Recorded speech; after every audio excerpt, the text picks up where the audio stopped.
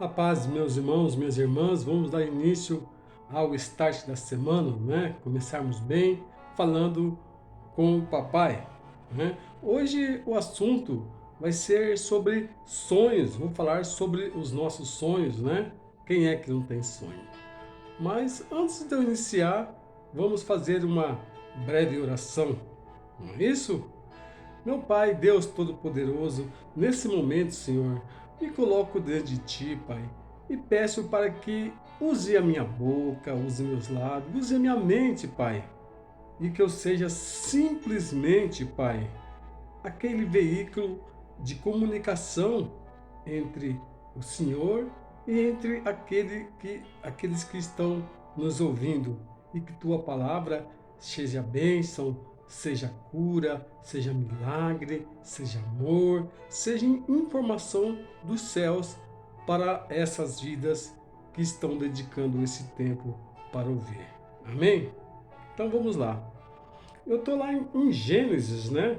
Vou falar sobre o sonho de José, primeiramente, né?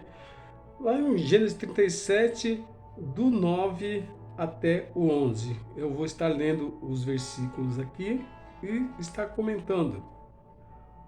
Pouco tempo depois, José teve outro sonho e mais uma vez contou a seus irmãos. Ouçam, tive outro sonho, disse ele.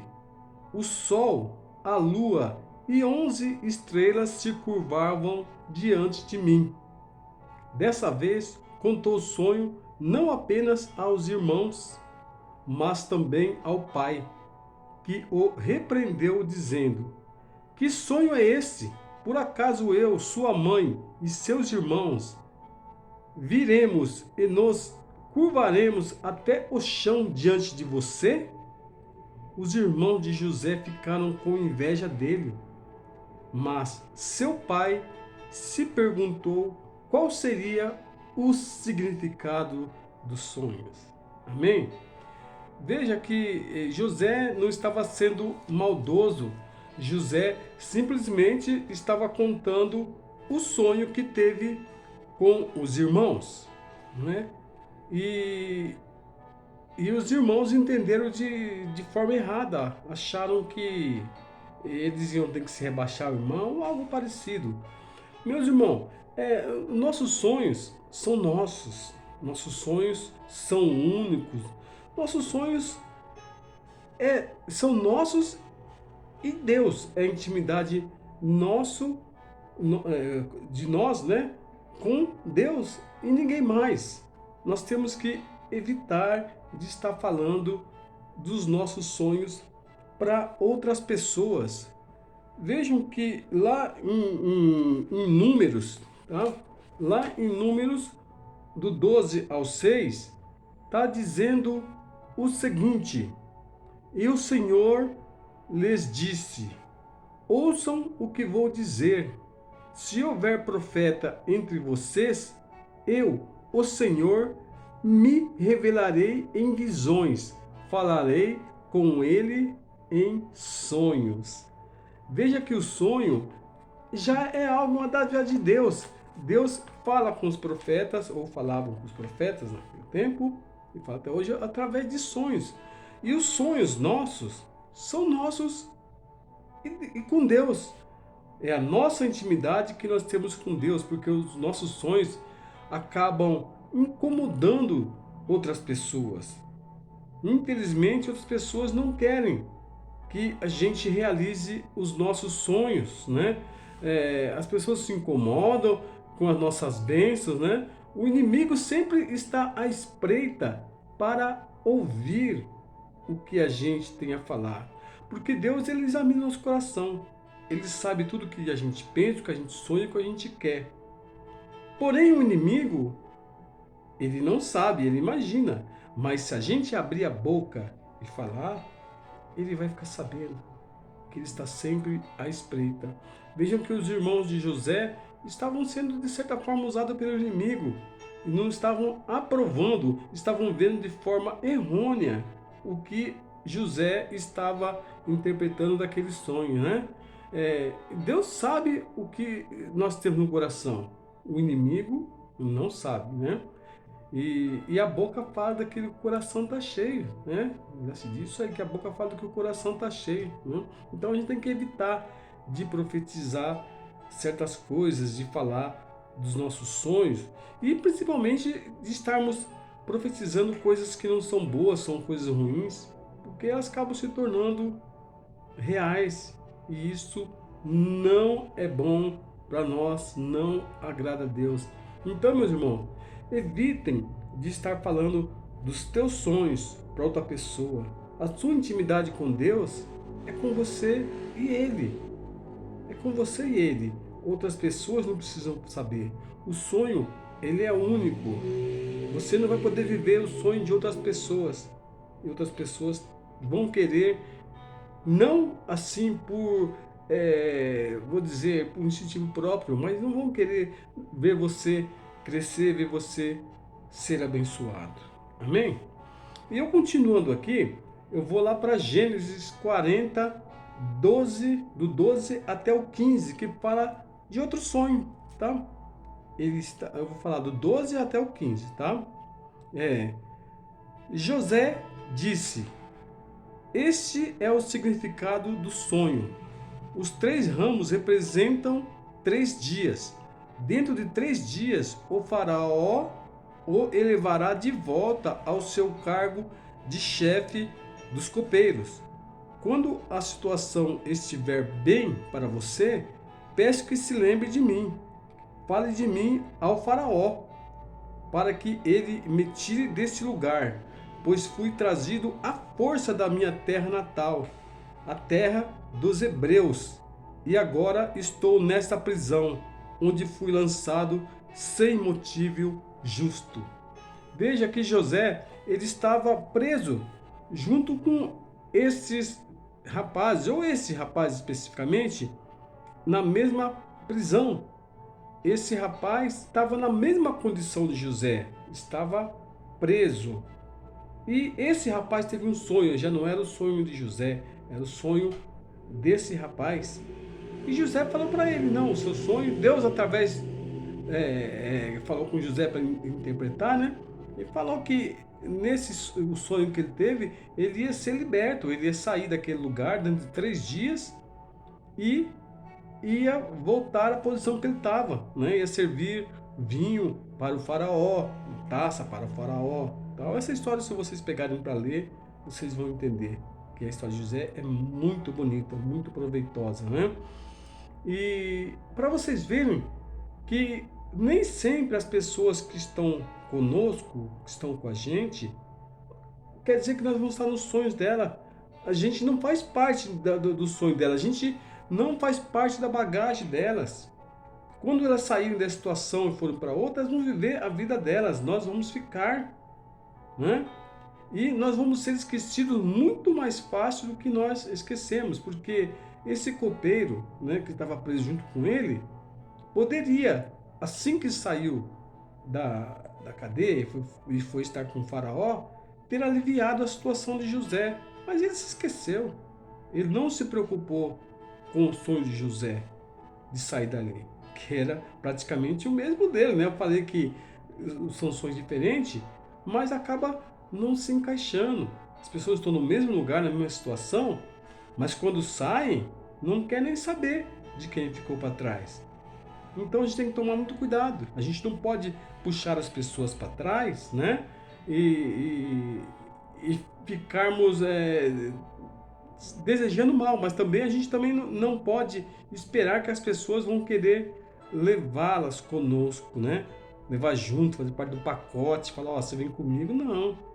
Porque normalmente as pessoas querem o que a gente tem naquele momento, né? A gente não pode chegar e falar que tudo é dessa forma, mas muitas vezes dessa forma. As pessoas querem a gente naquele momento. Usou? Tchau. Até mais. Então, não fique esperando nas pessoas. Espere em Deus. Espere em Deus. Porque o seu sonho é com Ele. O seu relacionamento verdadeiro, real, puro, é com Ele. Tá entendendo? o teu sonho, viva o seu sonho com Deus, com Jesus, tá bom? Tá? O sonho cada um tem o seu próprio sonho, né? Lá em Provérbios, inclusive lá em Provérbios 4:23, está dizendo que é para a gente guardar o nosso coração, né? Guardar o nosso coração, porque dele procede as fontes de água vida, de água viva. E por isso que eu falo que a gente não pode estar falando tudo que tem no nosso coração, tudo que a gente pensa, tudo que a gente quer. Tem coisas que é muito íntimo, muito pessoal.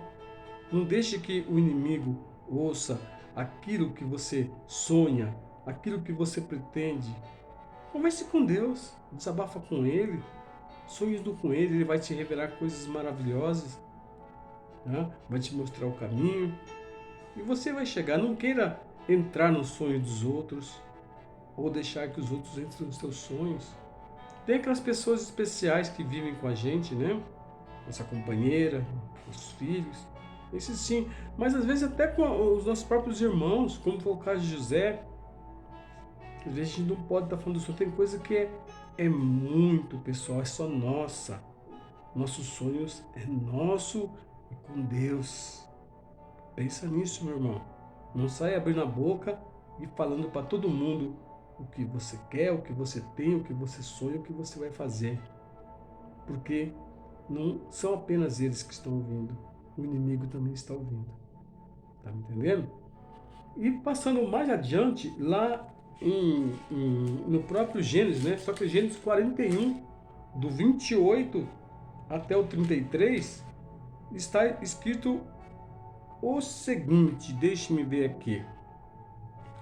Acontecerá, agora eu vou falar do sonho do faraó, tá? É outro sonho que o faraó teve e que José revelou, tá? É o seguinte: acontecerá exatamente como eu descrevi, pois Deus revelou ao faraó de antemão o que ele vai fazer. Os próximos 7 anos serão um período de grande prosperidade em toda a terra do Egito. Depois haverá 7 anos de fome tão grande que toda essa prosperidade será esquecida no Egito, pois a fome destruirá a terra. A escassez de alimentos será tão terrível que apagará até a lembrança dos anos de fartura.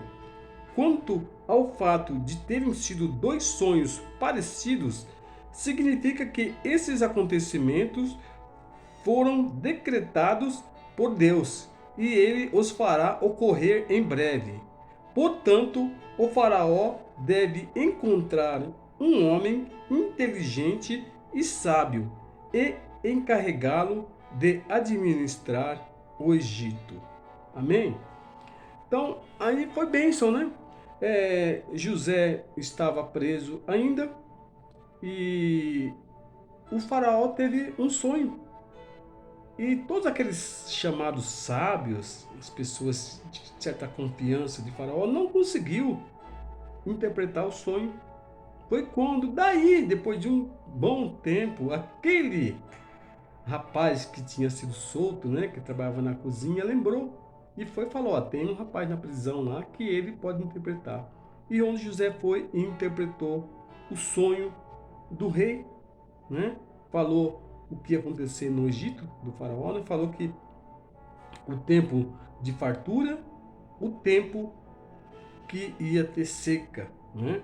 Então ele está dizendo que seriam 7 anos de fartura e 7 anos de falta, de fartura, daí seria, né, meus irmãos?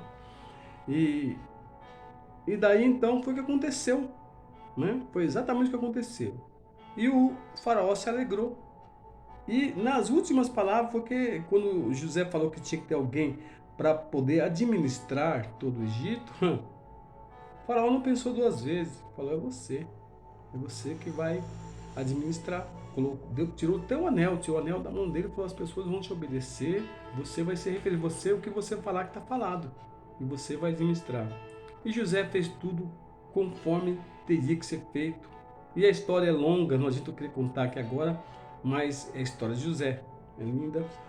foi o sonho que salvou da fome, inclusive a família de José e todo o povo do Egito e de outras cidades vizinhas, né?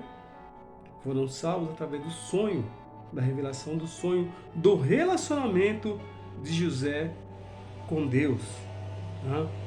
Vejam que não é que o faraó era bonzinho, não é questão disso não, né? As pessoas elas colocam o sonho delas normalmente quando elas precisam, colocam a gente no sonho delas quando elas precisam da gente ou quando a gente tem algo para oferecer. Nesse caso, o faraó viu que precisava de José, que José tinha algo para oferecer, né? Que José tinha relacionamento com aquele que sabia de tudo, que sabe de tudo, com aquele que ia arrumar provisão, com aquele que ia mostrar o caminho, com aquele que ia mostrar o que teria que ser feito no Egito. Foi aí então que José foi abençoado e abençoou toda a tua família. Depois de um tempo, aquele primeiro sonho que José teve, que ele foi, de certa forma, hostilizado, que ele foi enciumado, que ele foi jogado no buraco, foi colocado no poço, que ele foi vendido pelo ciúme, pela inveja dos irmãos, né, por causa do sonho dele. Foi o sonho dele que salvou todas essas pessoas, que salvou, que deu prosperidade. Veja como Deus é justo, era maravilhoso. Portanto, meu irmão, eu lhe falo, não abandone os seus sonhos, não desista dos teus sonhos, suas vontades, mas não fica espalhando os teus sonhos para todas as pessoas, de qualquer forma, né? Até porque seu sonho será contaminado se você fizer isso, porque vão querer colocar um monte de barreira no teu sonho, tá me entendendo? Então, você continue sonhando e continue planejando e recebendo orientação de Deus. Este é o caminho. Confie em Deus, não confie no homem e nunca abandone os seus sonhos. Os seus sonhos é o relacionamento, é o meio de comunicação que você tem, que foi estabelecido por Deus e que você, como profeta de Deus, vai saber interpretá-lo. Amém? Deus te abençoe e te guarde em nome de Jesus.